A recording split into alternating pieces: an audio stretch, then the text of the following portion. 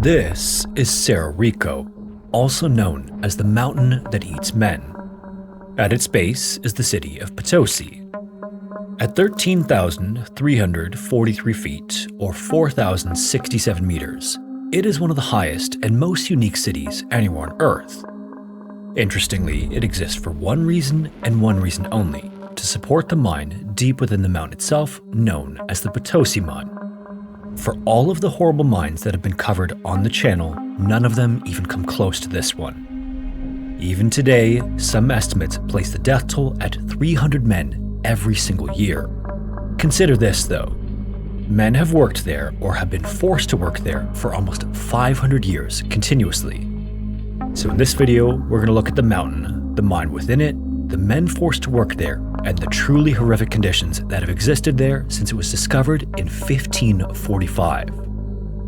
This is the story of the deadliest mine in history by far, and the mountain that eats men.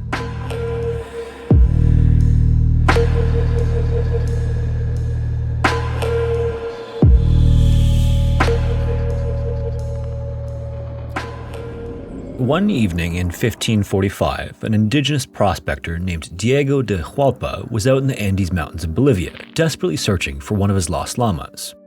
Unfortunately, the terrain he was traversing was about as unforgiving as it can get in this region. At more than 13,000 feet, or nearly 4,000 meters above sea level, the air was thin enough to make every single step feel difficult. The ground was desert-like and treeless, the wind was constant, and there was little in the landscape to use as shelter. With his search taking longer than expected, night fell and the temperatures plummeted, so Diego stopped near a rocky outcrop and built a fire. Not long after, Diego fell asleep as his fire burned throughout the night.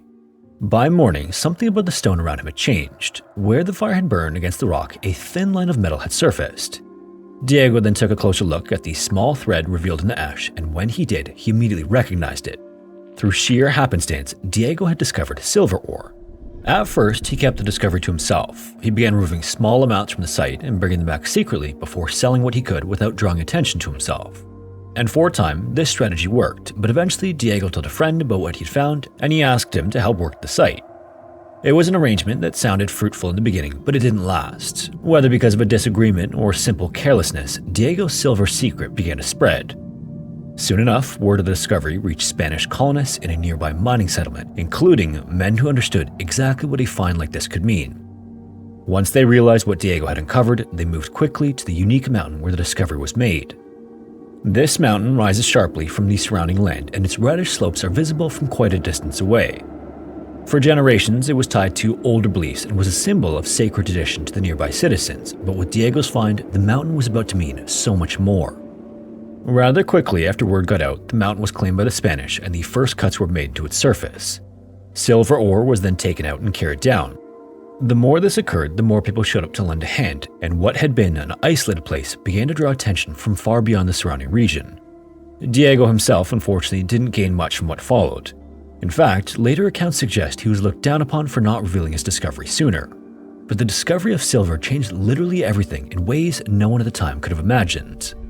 People began arriving from across the region in waves. Spaniards came looking for wealth, and indigenous laborers were drawn by or forced into the work that now needed to be done, but more on that in just a moment. By the late 1540s, a community formed at the foot of Cerro Rico, and within a few decades, it had greatly outgrown its previous status as a modest settlement. The Bolivian city known as Potosí rose quickly from its base in a place where a city like it had no business existing. At such high elevation, the environment made everyday life difficult, with thin air, cold nights, and challenges importing and exporting goods. But none of that slowed Potosí's growth. The silver kept coming out of the mountain, and as long as it did, people kept coming in. By the second half of the 16th century, incredibly, Potosí had become one of the largest urban centers in the world as its population climbed into the hundreds of thousands.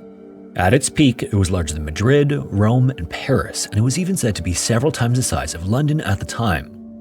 Interestingly as well, because of those who flocked to the city, Potosí's population was unusually diverse for its time. Spaniards and other Europeans made up part of it, but they were far from the majority. Tens of thousands of indigenous people from across the Andes were present, along with enslaved Africans and people of mixed heritage. And that mix impacted everything from its economy to its social structure. And with that population came a level of activity that was consistent with the city size, and Potosí developed into a very busy place. Silver was extracted from the mountain, processed, traded, and shipped out, while goods flowed in to support the growing population like food, clothing, tools, and luxury items from far beyond the Andes. Potosí also almost immediately gained a reputation for excess. Opulent churches were built around the city in large numbers, but so were gambling houses, dance halls, and brothels. In short order, Potosí became world-renowned as reports of its wealth spread across the Spanish Empire and beyond. For people who had never even set foot there, Potosí became a symbol of unimaginable riches.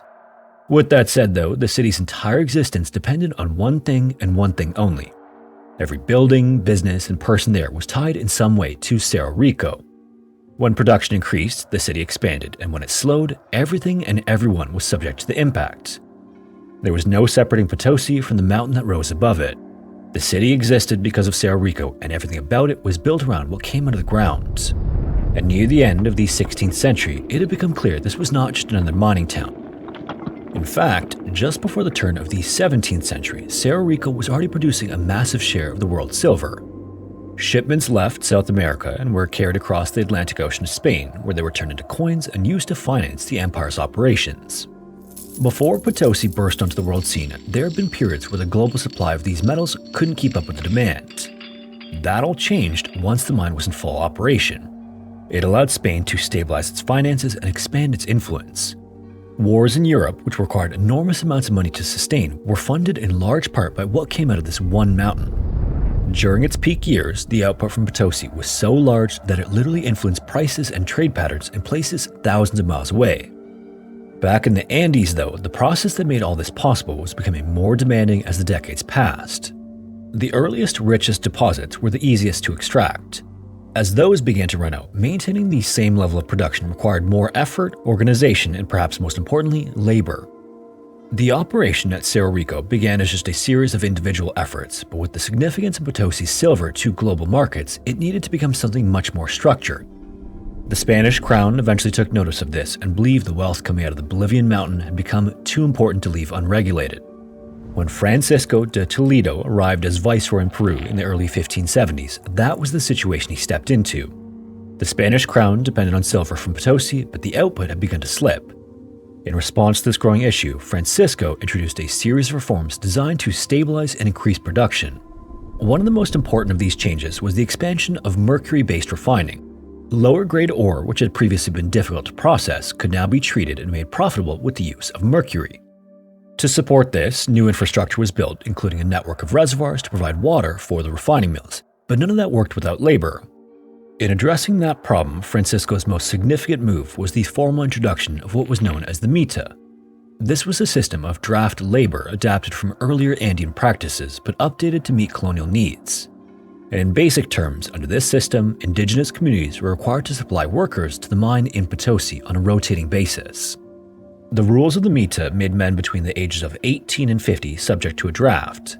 Each year, a fixed number of them were chosen to leave their homes and travel to Potosí to work in the mine for a set period of time. And the scale of this was enormous. Roughly 13,000 men were brought in annually as a product of the Mita system, drawn from a region that stretched across a large portion of the Andes. Participation was not optional either. Communities were assigned quotas, and local leaders were responsible for meeting them. If they couldn't, they had to find replacements or cover the shortfalls themselves. That often meant selling possessions, taking on debt, or making arrangements that placed even more strain on their communities. And while this was being implemented, the Spanish crown reworked the tributary system, and instead of paying obligations purely in goods or labor, indigenous people were increasingly required to provide payment in money. This was a change that all but forced participation in the colonial economy. People who didn't have access to cash had to find it either by selling what they produced or by hiring themselves out as laborers. Together, these changes created an environment where the mine was no longer really relying on chance or voluntary effort. It was instead supported by a structured, state-backed system that could deliver labor year after year. As you might imagine though, when that many people were removed from their communities, even temporarily, the consequences were massive. Agriculture was one of the first things to suffer. Fields went untended and harvests declined. The women, children, and elderly left behind had to take on more work just to keep things running, and in some areas, the loss of labor led to long-term food shortages. And families were disrupted as well. Men left for Potosí, sometimes bringing their wives and children with them, and sometimes leaving them behind. And in some cases, entire communities became contributors to the mining economy, whether they wanted to or not. Thankfully, the system installed by Francisco didn't rely entirely on drafted labor. By the early 1600s, only a portion of the workers in Potosí were actually Matayos, which was the term for those drafted into the system. Others were there by choice or necessity, working for wages and trying to make a living, but the Mita still set the foundation. As a result, over enough time, the effects became visible across the region as population levels dropped dramatically in some areas as people left and sometimes didn't return. By the late 1600s, parts of the Andean population had declined significantly compared to earlier periods. But while the how and why each worker came there may have been different, once there, they all shared an experience that was nothing short of horrific. From the world outside, Cerro Rico may have been seen as a source of impossible wealth, but on the inside, it was a maze of narrow passages, steep shafts, unstable rock, bad air, and endless darkness. The deeper mines went into the mountain, the more separated they became from the world above them. Day and night stopped meaning much, as a man could spend untold hours underground with nothing but a small flame to show the way. And the work itself was brutal in the simplest possible terms. Ore had to be broken loose, gathered, and carried back toward the surface. While some men chipped away at the rock, others hauled out what had been extracted, and the worst jobs often fell to Matayos, who were less skilled and more disposable in the eyes of the system. Workers carried ore in baskets, sacks, blankets, or leather bags, and some of these loads were said to weigh well in excess of 100 pounds. In some accounts, the burden could reach several hundred pounds at a time. Whatever the exact weight, though, men were expected to carry heavy ore through cramped, steep tunnels and along ladders that could break beneath them. This would have been dangerous enough on its own, but there was also no smooth path out of the mountain either. The passages twisted through the mountain in ways that forced workers to bend, climb, squeeze, and crawl while already exhausted. In the dim light, one misstep could be fatal, and a fall in those conditions might not only kill the person who slipped, but also injure the men below him. The miners and haulers worked with candles, sometimes fixed to their heads so their hands could remain free, and that small flame also served as a warning. In places where the air was poor, the flame could weaken or go out completely. Air too highly saturated with carbon dioxide or carbon monoxide could overcome a man before he had time to understand what was happening. And the temperature of the mine added yet another layer of misery. Deep underground, the shafts could be hot and suffocating. Then, in contrast, the city itself sat high in the Andes, where the surface air could be bitterly cold. Men climbed from the heat of the mine into the freezing winds outside. Illnesses spread easily in those conditions, and pneumonia in particular was a constant threat. This was then worsened by the dust inside the tunnels of Cerro Rico. Every strike against the rock sent particles into the air, and every dynamite blast, broken wall, and cart or sack of ore added more. Workers breathed it in because there was no way not to, and over time, that dust damaged their lungs. The impact on miners' health was slow, but it was relentless. A man might survive the falls, collapses, and extremely long hours, only to have the mine keep killing him long after he left the tunnels. Men also worked until their bodies could barely continue. Many of them climbed with heavy loads and descended back into the mine just to do it all over again countless times. They breathed thin air on the surface and worse air underground. They ate poorly, slept poorly, and returned to the same work again and again. For many, the coca plant became part of their very survival in the mine. Chewing coca leaves, which are the raw ingredient in cocaine, helped dull hunger, fight fatigue, and keep the body moving when rest was not an option. In the mines, it became something closer to equipment or another tool that helped a worker endure. And the danger didn't end there. Hauling loads to the surface was only part of the process because the ore still had to be turned into silver. Early in its history, the richest ore could be processed with older methods, including techniques that depended heavily on indigenous knowledge. Early refiners used small furnaces known as guairas, which were clay structures with openings that allowed high Andean winds to feed the fire. As time went on and more of the mountain's easily accessible ore was removed, older methods were no longer good enough. The harder-to-reach rock still held silver, but increasingly it was locked inside lower-grade ore. Extracting it required a different process, and as briefly mentioned, that process depended on mercury. With a process known as mercury amalgamation, ore could be crushed and mixed with mercury, which helped separate the silver from the surrounding material. This new method of production, however, just added more suffering. Mercury, in case you weren't already aware, is basically a poison.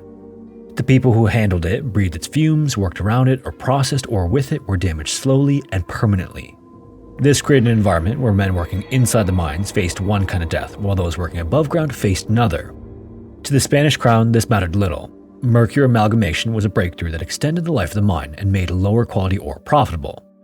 To the mine owners, the process protected revenues. To the merchants living in Potosí, it kept silver flowing through the city. For the people closest to the process, though, it meant tremors, loss of coordination, memory loss, confusion, and in some cases, hallucinations, just to name a few symptoms. At some point in its early history, it's no surprise the mine workers of Cerro Rico turned to a deity called El Tío, which translates to the uncle. Fittingly for the location, he was usually red, horned, wide-eyed, and unsettling to look at. Sometimes he had the shape of a devil, and sometimes he looked more like a goat, but appearance aside, El Tío was treated with fear, respect, and caution. To the untrained eye, the hundreds of statues that still sit outside the entrance to the Potosí mine today can look like simple devil figures. To the miners, however, El Tío is a more complicated being than that. He isn't just evil, he's a guardian, a ruler, and a threat all at once. He belongs to the world below ground, where Catholic saints and church language are not welcome. Above the surface, many miners were and still are devout Catholics. They attend church and closely follow the religion that influenced life in Bolivia for centuries. But underground, they believe another power is in charge. As the miners are known to say, God may rule the world above, but El Tío rules the mines below. As more and more workers kept dying from work inside and outside the mine, the workers turned to El Tío to watch over them. As soon as El Tío was adopted as their protector, the miners began to make offerings to the deity. They'd leave cigarettes, alcohol, coca leaves, and other gifts at the feet of his statues. Before they entered the mine, they would greet El Tío, and during work, they'd even take breaks just to sit with him.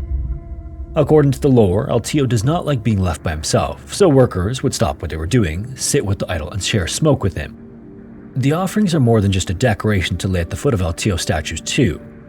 To the workers, they're a bargain. The miners hope that by honoring El Tío, he'll protect them, lead them toward good ore, and let them come back out alive. But the deity is also known to punish despite these tributes. If neglected or mocked, he is believed to turn against the men working below.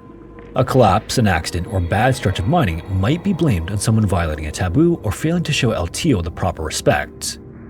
Eating inside the mine, indulging in salty foods before a work shift, or allowing someone forbidden, namely women, into the tunnel can all be seen as offenses to El Tío. And faced with a deity that has a sensitive ego and a dangerous appetite for death, El Tío is the power inside that all workers have to deal with. Maybe that's one of the reasons Cerro Rico earned one of the darkest nicknames in mining history. It is often known as the mountain that eats men, and it's not hard to understand why when looking at its history. For centuries, workers entered Potosí mine knowing there was a real chance they would not come back out alive. They died in falls and collapses, some suffocated in bad air, while others were left to be slowly destroyed by the effects of dust, disease, exhaustion, or mercury exposure.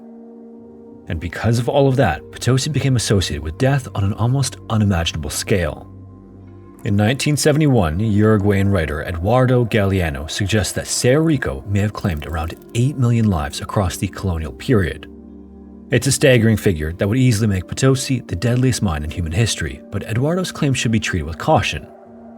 The exact number of deaths at Cerro Rico is almost impossible to prove in any accurate or meaningful way. Records from the colonial period were incomplete, and even where they exist, they don't give a clean accounting of everyone who died because of the mines.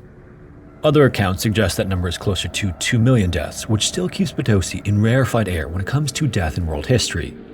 Whether the real toll was much less than 2 million, as high as 8 million, or somewhere in between, the suffering behind the mine's existence was real for countless of men who worked in its tunnels. As the silver became more and more depleted from Cerro Rico, though, a different kind of suffering would hit the city and community that lived at its base. For a long time, the mountain seemed almost impossible to exhaust. The mountain had poured silver into the world for generations, but as more mining took place, the richest veins became harder to reach. And the ore that remained was less profitable, more difficult to process, and more expensive to extract. And once production weakened, the city had very little to fall back on. For centuries, much of that wealth flowed elsewhere, leaving little in Potosí to protect when the boom ended. By the time Bolivia gained independence in 1825, the old silver economy had already been badly damaged. The mines were no longer what they had been, and the city that once symbolized impossible riches had shrunk dramatically. A population that at one time reached into the hundreds of thousands dwindled to a fraction of that size. In more recent times, attention on the mountain shifted toward other minerals, especially tin. New mining interests rose and new elites profited, but the city was a shell of its former self. In the 20th century, the mines became tied to labor unrest, union organizing, nationalization, then privatization, and the growth of cooperative mining. But still, not one of those things has restored Potosí to what it had once been. Cerro Rico still stands where it always has today, and it remains the symbol of the city below it and part of Bolivia's national identity. Even now, long after the richest silver veins were stripped away generations earlier, people still go to work inside the mine. The silver deposits are mostly gone, and what remains is a mix of lower value minerals that earn miners somewhere between $2 and $40 a day. The Mita system of forced labor has been left well in the past, but while much has changed from Potosí's heyday, just as much hasn't. To this day, miners still operate in dangerous conditions with limited resources and benefits that are almost non-existent. Many of these miners took over after the Bolivian government withdrew from money-losing state mines in the 1980s. The result of this was that the miners themselves became more independent, but that independence came with substantial risk. Each worker now has to survive on what he can extract, which isn't much, and safer modern equipment is often still too expensive. As a result, much of the labor remains punishingly basic, and men still squeeze into tight passages and break rock with hand tools. In some places, boys younger than 14 work alongside older relatives, pushing carts or carrying materials when they're not in school. Protective equipment is still rarely used these days, and a simple helmet may be the only real barrier between a worker and the dangers of the mine.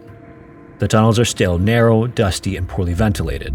Some miners still use older lamps that burn acetylene gas, partly because if the flame goes out, it warns them that the air has become unsafe. Dust also remains one of the worst threats to the workers. With enough time in the mines, breathing in that dust can lead to silicosis, a chronic lung disease that damages the lungs and makes breathing increasingly difficult.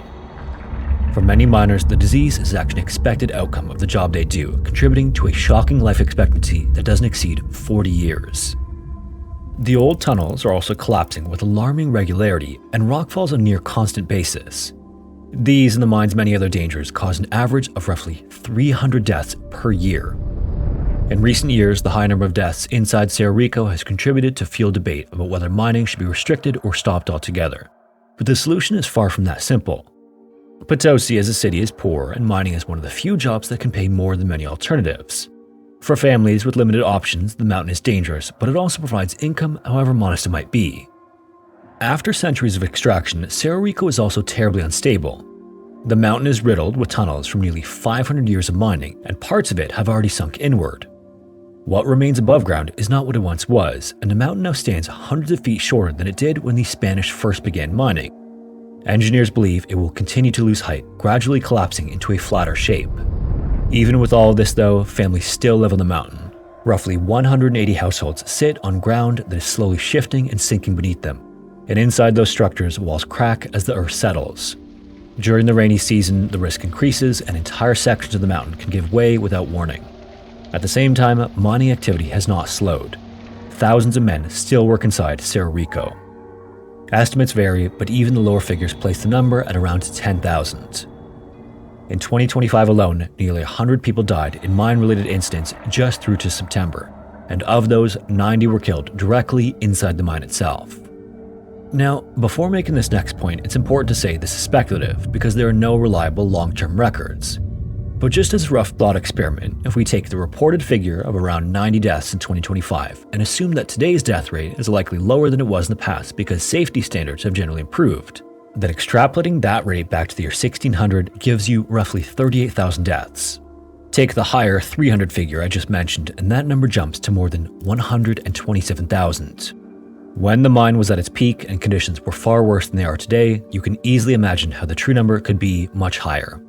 Today, Potosí remains one of the poorest regions in Bolivia, and the mountain that once supported one of the richest cities in the world still eats men on almost a daily basis. If you made it this far, thanks so much for watching, and a special thanks to everyone who supports the channel on Patreon or as a channel member. If you're interested, we offer early access videos that are released roughly a week before the regular YouTube uploads. Also, if you have a story suggestion, feel free to submit it using the form found in the description. Anyways, thanks again, and hopefully I will see you in the next one.